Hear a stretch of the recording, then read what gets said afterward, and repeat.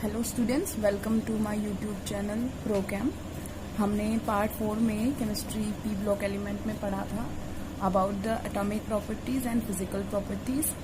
आज हम जो पढ़ेंगे वो हम पढ़ेंगे chemical properties of group 15 elements. उसमें फर्स्ट हमारी ऑक्सीडेशन स्टेट और उसके बाद हम शुरू करेंगे reaction with hydrogen. Now first हम आते हैं ऑक्सीडेशन स्टेट पे। सो ऑक्सीडेशन स्टेट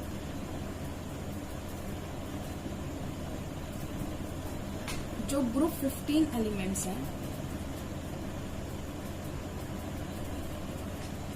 वो कई टाइप के ऑक्सीडेशन स्टेट दिखाते हैं। For example they show both negative oxidation state and positive oxidation state. अगर हम बात करते हैं नेगेटिव ऑक्सीडेशन स्टेट की, तो क्योंकि फॉर एग्जाम्पल हम नाइट्रोजन को ले लेते हैं, नाइट्रोजन के पास 7 इलेक्ट्रॉन्स हैं।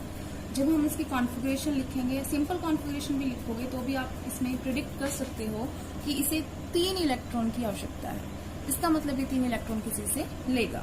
तो अगर कोई लेता है तो उसके ऊपर माइनस चार्ज आता है, और क्योंकि ये 3 इलेक्ट्रॉन्स ले रहा है अपना ऑक्टेट कंप्लीट करने के लिए, तो इसके ऊपर आ जाएगी -3 ऑक्सीडेशन स्टेट। इसका मतलब इसकी कैसी ऑक्सीडेशन स्टेट हो गई? -3। तो -3 ऑक्सीडेशन स्टेट्स ऑलमोस्ट सारे केमिकल जो इस एलिमेंट होते हैं इसके, नाइट्रोजन, फास्फोरस, आर्सेनिक, एंटीमनी और बिस्मुथ, वो सब -3 दिखाते हैं। फॉर एग्जांपल हम अगर फास्फोरस लें तो फास्फोरस होता है 15, 2, 8 एंड 5। अगेन 3 इलेक्ट्रॉन्स की इसको जरूरत है अपना ऑक्टेट कंप्लीट करने के लिए, तो इसके पास आ जाएंगे -3 गेन करने के बाद। 3 इलेक्ट्रॉन्स के गेन के बाद -3 आएगा।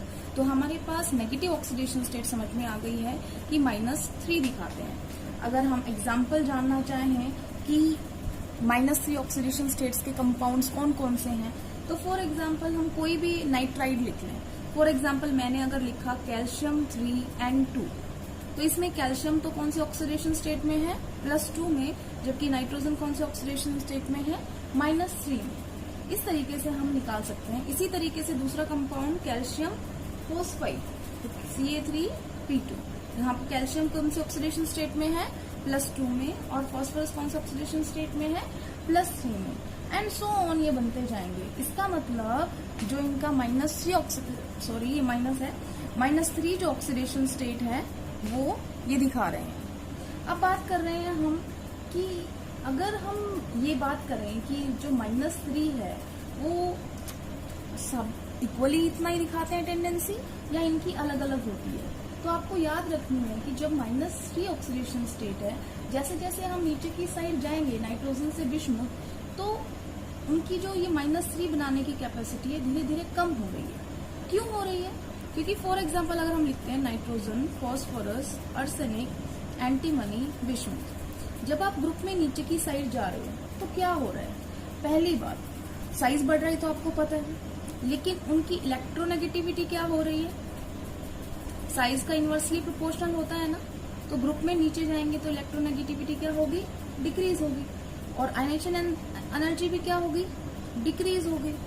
ठीक है, दोनों डिक्रीज हो रहे हैं, इलेक्ट्रोनेगेटिविटी भी डिक्रीज हो रही है और आयनेशन एनर्जी भी डिक्रीज हो रही है, जिसकी वजह से जो ये -3 जिसको बनाना था, ये इनके लिए क्या हो रहा है? मुश्किल हो रहा है। तो जो नाइट्रोजन है वो -3 इजीली बनाता है, जो बिस्मुथ है वो इतना रेडिली नहीं बनाता है। ठीक है, अब हम बात करते हैं पॉजिटिव ऑक्सीडेशन स्टेट की। अगर हम नाइट्रोजन की बात करें ना, तो नाइट्रोजन सारी ऑक्सीडेशन स्टेट दिखाते हैं। फॉर एग्जाम्पल नाइट्रोजन -3 भी दिखा रहा था, -2 भी दिखा रहा है, नाइट्रोजन -1 भी दिखाता है, नाइट्रोजन 0 भी दिखाता है, +1 भी दिखाता है, और सो ऑन अगर आप चलते जाएं तो +5 तक वो सारे कंपाउंड बनाता है। नाइट्रोजन के इतनी सारी ऑक्सीडेशन स्टेट दिखाने का रीजन क्या है? ये सिर्फ कौन दिखा रहा है? इसे याद रखना, सिर्फ नाइट्रोजन दिखा रहा है, सारे नहीं दिखा रहे। ये सिर्फ नाइट्रोजन -3, -2, -1, 0, +1 से +5 सब कुछ दिखा रहा है। सिर्फ बाकी और एलिमेंट सिर्फ -3 दिखाएंगे, या +3 में +5, दो ही चीज दिखाते हैं, +3 या +5 पॉजिटिव में और -3 नेगेटिव में। बट नाइट्रोजन इतनी ऑक्सीडेशन स्टेट क्यों दिखाता है? बहुत इंपॉर्टेंट क्वेश्चन है, बोर्ड में जरूर आता है। किस टाइप का? ये पूछा जाएगा कि नाइट्रोजन इतनी सारी ऑक्सीडेशन स्टेट दिखाता है बट और एलिमेंट्स नहीं दिखाते, रीजन। तो नाइट्रोजन का ये रीजन क्या है इतनी सारी ऑक्सीडेशन स्टेट दिखाने का? पहला रीजन है उसका छोटा साइज। पूरे ग्रुप में सबसे छोटा साइज किसका होता है? नाइट्रोजन का। दूसरा, अब छोटा साइज होने के बाद इसका इलेक्ट्रोनेगेटिविटी सबसे क्या हो जाएगी? हाईएस्ट। तो इसकी हाईएस्ट इलेक्ट्रोनेगेटिविटी होती है। उसके बाद बात करें, अगर स्मॉलेस्ट साइज होगा इलेक्ट्रोनेगेटिविटी हाई होगी। एक ये पी पाई बॉन्डिंग बहुत आराम से बनाता है। आपने सिग्मा बॉन्ड सुना होगा, सिग्मा बॉन्ड बनता है एंड टू एंड ओवरलैप से। उसी तरीके से पाई बॉन्ड भी बनता है। सिग्मा के बनने के बाद अगर कोई बॉन्ड बनेगा तो वो पाई बनेगा। तो पाई जो होता है वो पी पाई इनका मतलब क्या है? फॉर एग्जाम्पल नाइट्रोजन, आप नाइट्रोजन की कॉन्फ़िगरेशन लिखेंगे आपको बात समझ में आ जाएगी। 1s2, 2s2 and 2p3। इसमें कौन से वाले बॉन्ड बनाएंगे? p orbital. तो इसके p वैकेंट रहेंगे, किसी दूसरे वाले के भी p होंगे, तो ये p पाई बॉन्डिंग बना लेता है और इस वजह से ये डबल या ट्रिपल बॉन्ड बना सकता है। तो इस वजह से ये इतनी सारी ऑक्सीडेशन स्टेट दिखाने के लिए इसके लिए आसान है। अब बात करते हैं हम दूसरे एलिमेंट्स की। अब नाइट्रोजन ने तो सब कुछ दिखाया, तो पॉजिटिव में सिर्फ कौन सी पॉसिबल होती हैं? +3 और +5। दो ऑक्सीडेशन स्टेट ग्रुप 15 फैमिली दिखाती है, +3 और +5। हम नाइट्रोजन की बात नहीं कर रहे हैं, पूरे ग्रुप की बात कर रहे हैं। तो +3 और +5 के हिसाब से अगर हम बात करें तो जैसे जैसे हम नीचे की साइड जाते जाएंगे, तो इसका मतलब मैं ये कह रही हूँ +3 भी दिखा रहे हैं एलिमेंट और +5 भी दिखा रहे हैं, लेकिन जैसे जैसे हम नीचे की साइड जाते जाएंगे, जो ये लास्ट में जो एलिमेंट आया, ये जो है ये +3 ज्यादा अच्छी तरीके से दिखाएगा एज कंपेरिजन टू +5 के। What does it mean? इसका मतलब अगर विषमूत +3 कोई ऑक्सीडेशन स्टेट बना के कंपाउंड बनाता है और दूसरा कंपाउंड +5 से है, तो +3 वाला ज्यादा स्टेबल होगा। ये भी इम्पोर्टेंट है बोर्ड पॉइंट ऑफ व्यू से कि जो विषमूत हो जाता है वो +3 ज्यादा स्टेबल होती है एज कंपेरिजन टू उसके +5 के। ये रीजन भाई कि विषमूत के कंपाउंड +3 में ज्यादा स्टेबल होते हैं। तो उसका एक ही रीजन है और वो है इनर्ट पेयर इफेक्ट। अब इनर्ट पेयर इफेक्ट क्या है? आपको कुछ याद करने की जरूरत नहीं है, जो इसका नाम है वही बता रहा है। इफेक्ट का मतलब क्या होता है? इफेक्ट का मतलब होता है कोई प्रभाव, पेयर का मतलब कोई जोड़ा है। इनर्ट मतलब उसने काम करना बंद कर दिया, अब वो रिएक्शन नहीं कर रहा। इसका मतलब ये है जो इनका कॉन्फ़िगरेशन आप लिखोगे, जैसे मान लो हम इसकी कॉन्फ़िगरेशन ले लेते हैं। नाइट्रोजन की क्या चल रही है? 2s2, 2p3। नीचे जाएंगे तो 3s2, 3p3 और लास्ट में आ जाऊंगी तो ये 4 फिर 5 और इसकी क्या आएगी? 6s2, 6p3। जो ये वाला इलेक्ट्रॉन है ना, जब ये इलेक्ट्रॉन खोते हैं तो 3 ऑक्सीडेशन स्टेट कब आ रही है? जब सिर्फ ये 3 इलेक्ट्रॉन जाते हैं तो +3 आता है। इसने 3 इलेक्ट्रॉन खो दिए, +3 आ रहे हैं। +5 कब बनता है? जब ये s इलेक्ट्रॉन भी चले जाएं, तो 3 और 2 कितने हो गए? 5। ऑक्सीडेशन स्टेट कितनी हो गई? 5। लेकिन मैं ये कह रही हूँ कि यहाँ पर जो विषमूत है, ये जो 2 इलेक्ट्रॉन है, इसके पार्टिसिपेट होना बंद हो जाते हैं और सिर्फ कौन सी ऑक्सीडेशन स्टेट पॉसिबल होगी? अब सिर्फ +3।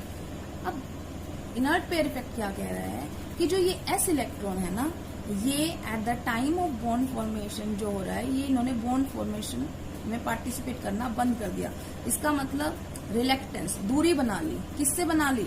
Reluctance of s electron to participate in bonding. Bonding में वो अब पार्टिसिपेट नहीं कर रहे। इतनी बात समझ में आ गई? एक अब क्वेश्चन ये हो सकता है कि ये अब पार्टिसिपेट क्यों नहीं कर रहे? तो उसका रीजन सीधा सा है, इनसे पहले f ऑर्बिटल की फीलिंग होती है। आपने सुना होगा इसमें 4f आना शुरू हो गया। अब 4f जब आया है ना, तो अब आपको ये भी पता होगा कि स्क्रीनिंग इफेक्ट अगर बात करें, स्क्रीनिंग आपको याद है थोड़ा बहुत? स्क्रीनिंग इफेक्ट होता है कि जो अंदर वाले इलेक्ट्रॉन्स हैं वो बाहर वाले इलेक्ट्रॉन्स को शील्ड करना शुरू कर देते हैं। और F का जो स्क्रीनिंग है ना, सबसे ही तो पुअर है। इसका मतलब D से भी पुअर है, P से भी पुअर है, S से भी पुअर है। तो इसका जो स्क्रीनिंग इफेक्ट है सबसे बेकार है। तो बेकार होने की वजह से, इसका स्क्रीनिंग इफेक्ट खराब होने की वजह से जो न्यूक्लियस था, मान लो हमारे पास ये न्यूक्लियस है और यहाँ पे F थे और ये हमारे 6s और P 6p चल रहे हैं, ये 6s था। तो जो ये F है, इसकी स्क्रीनिंग इतनी पुअर है कि ये आराम से दिखाई देता है। इसका मतलब फोर्स ऑफ अट्रैक्शन इसके ऊपर ये इलेक्ट्रॉन फील कर रहा है न्यूक्लियस की तरफ से। तो इसका मतलब न्यूक्लियस की तरफ वो क्या फील करेगा, अटैचमेंट। तो वो पार्टिसिपेट करना बंद कर रहा है क्योंकि वो क्या फील कर रहा है न्यूक्लियस से, फोर्स ऑफ अट्रैक्शन। तो सिर्फ कौन बचा जो फोर्स ऑफ अट्रैक्शन फील नहीं कर रहा, पी ऑर्बिटल। तो ये वाला कम फील कर रहा है, सिर्फ इसके इलेक्ट्रॉन जाएंगे। ये ज्यादा फील कर रहा है ये फोर्स ऑफ अट्रैक्शन, तो इसके इलेक्ट्रॉन जाना बंद हो जाएंगे। इसी वजह से ये वाले इलेक्ट्रॉन को एक्सक्लूड कर देंगे, हम सिर्फ इनको इंक्लूड करेंगे। तो इसमें तो कितनी कॉन्फ़िगरेशन थी, 3। तो इसका मतलब सिर्फ +3 ऑक्सीडेशन स्टेट होती है पॉसिबल इसके अंदर, जो स्टेबल होती है। पॉसिबल तो +5 भी है, लेकिन स्टेबल कौन ज्यादा होती है, +3 स्टेबल होती है। एक बार दोबारा मैं बता देती हूँ, थोड़ा सा कंफ्यूज हो सकते हैं आप। ऑक्सीडेशन स्टेट 2 टाइप की हो सकती है, नेगेटिव भी हो सकती है, पॉजिटिव भी हो सकती है। नेगेटिव में -3 दिखाएगा क्योंकि गेन ऑफ 3 इलेक्ट्रॉन्स हो रहा है, पूरा ग्रुप दिखाएगा। जैसे जैसे हम नीचे की साइड जाएंगे इलेक्ट्रोनेगेटिविटी कम हो रही है, तो इस वजह से आयनेशन एनर्जी भी कम हो रही है। और इन दोनों फैक्टर्स की वजह से जो -3 है, इनकी टेंडेंसी बनाने की थोड़ी थोड़ी कम होती जाती है। इसका मतलब नाइट्रोजन -3 बहुत अच्छी तरीके से बनाएगा, विषुवत -3 इतना आसानी से नहीं बनाएगा।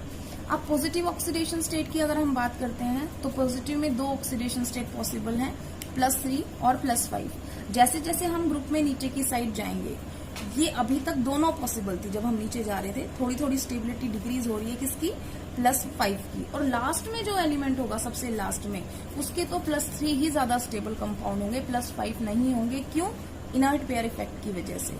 इनर्ट पेयर इफेक्ट क्या था, पेयर, कौन सा पेयर, S वाले इलेक्ट्रॉन्स का पेयर। 2 इलेक्ट्रॉन हो गए इसके अंदर, तो दोनों का जो पेयर है वो क्या हो गया, इनर्ट हो गया। उसने केमिकल बॉन्डिंग में पार्टिसिपेट करना बंद कर दिया। इस वजह से अब जो इसकी ऑक्सीडेशन स्टेट्स इसकी वजह से आ रही थी, तो वो सिर्फ इसकी वजह से, जो इसकी वजह से जुड़ के +5 आनी थी, वो अब नहीं आएगी। और ये अब क्यों नहीं जा रहे लास्ट वाले में, क्योंकि F की फीलिंग होने की वजह से पुअर स्क्रीनिंग हुई। पुअर स्क्रीनिंग की वजह से जो S इलेक्ट्रॉन्स हैं वो फोर्स ऑफ अट्रैक्शन फील कर रहे हैं न्यूक्लियस से, इसलिए वो रिलेक्टेंट हो गए हैं केमिकल बॉन्डिंग में पार्टिसिपेट करने के लिए। इतना समझ में आ गया होगा आपको। उसके बाद एक जो बीच में आई थी कि नाइट्रोजन इतनी सारी ऑक्सीडेशन स्टेट दिखाता है, उसमें रीजन बताए थे, स्मॉलेस्ट साइज है, हाईएस्ट इलेक्ट्रोनेगेटिविटी है पूरे ग्रुप में, और पी बॉन्डिंग बनाने की इसकी टेंडेंसी है, क्षमता है। तो इस वजह से ये इतनी सारी ऑक्सीडेशन स्टेट दिखा पाता है। अब बात करते हैं हम कि कोवलेंट कैरेक्टर अगर किसी का है, तो कोवलेंट कैरेक्टर इसी के अंदर है, ये ऑक्सीडेशन स्टेट में। अब ऑक्सीडेशन स्टेट में मान लो आपसे कोई ये पूछता है कि NCl3, PCl3, ACl3, SbCl3, इनमें से +3 ऑक्सीडेशन स्टेप दिखा रहे हैं। अब मैंने बोला था सब दिखा रहे हैं, +3 सब दिखाएंगे। अब +5 मैंने इसका बनाया ही नहीं, विषमूर्त का भी आ सकता है इसमें। अब इन नटशेल जो होगा हम कहें तो कोवलेंट कैरेक्टर सबसे ज्यादा किसका होना चाहिए, किसका होना चाहिए आपके हिसाब से, इनमें सबसे ज्यादा कोवलेंट कैरेक्टर किसका होना चाहिए। तो कोवलेंट कैरेक्टर जो होता है, जैसे जैसे हम जाते हैं इधर, तो जो कोवलेंट कैरेक्टर होता है वो डिक्रीज होता जाएगा। इसका मतलब सबसे ज्यादा इसका है, फिर इसका है, फिर इसका है। कोवलेंट कैरेक्टर डिक्रीज हो रहा है, ठीक है। अब क्यों डिक्रीज हो रहा है वो बता सकते हैं आप, क्यों डिक्रीज हो रहा है कोवलेंट कैरेक्टर। इसका मतलब सबसे ज्यादा कोवलेंट कौन है, सबसे ज्यादा कोवलेंट ये वाला कंपाउंड है, इनमें ये लेस कोवलेंट है। रीजन बता सकते हैं आप। आपने फेजेंस रूल पढ़े थे, फेजेंस रूल क्या कह रहा था, फेजेंस रूल कह रहा था कि कैटायन जितना स्मॉल होगा उतना अच्छा है। अब यहाँ पे तो एनायन तो सारे ही सेम है ना, क्लोराइड है, तो उस पे तो क्वेश्चन ही नहीं है। क्वेश्चन बचा कौन, सिर्फ नाइट्रोजन, फॉस्फोरस, आर्सेनिक, एंटीमनी, और आगे विषमूत भी आ सकता है। अगर विषमूत कहें तो वो भी ज्यादा लेस कोवलेंट होगा। अगर हम बात करें अब नाइट्रोजन की, तो नाइट्रोजन पे अब कितना चार्ज है, +3, सब पे +3 है। तो सबसे छोटा साइज किसका हुआ, इसका। सबसे छोटा साइज होगा तो उसके अंदर पोलराइजेशन क्या होगी, हाई। और पोलराइजेशन हाई का मतलब क्या होता है, कोवलेंट कैरेक्टर भी क्या होगा, ज्यादा, मोर, हाई। इसका मतलब ये छोटा कैटायन होने की वजह से ज्यादा कोवलेंट कैरेक्टर दिखाएगा, ये बड़ा कैटायन होने की वजह से लेस कोवलेंट कैरेक्टर दिखाएगा। ये हमारे फेजेंस रूल ऑफ पोलराइजेशन कह रहे हैं, ठीक है।